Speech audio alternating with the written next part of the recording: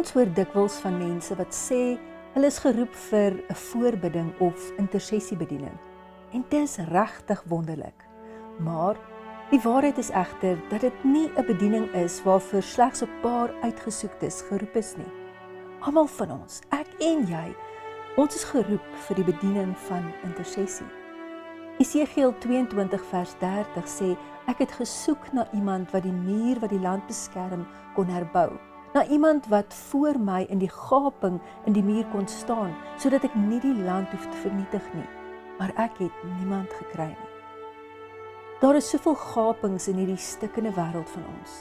En dis daar, omdat niemand daarvoor bid nie. Ek en jy kan deur gebed in hierdie gaping staan.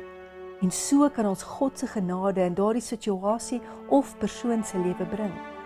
Deur intersessie verbind ons daardie persoon met ons hemelse Vader. Dan kan sy genade, sy vergifnis, sy teenwoordigheid deur ons gebed vloei na daardie persoon.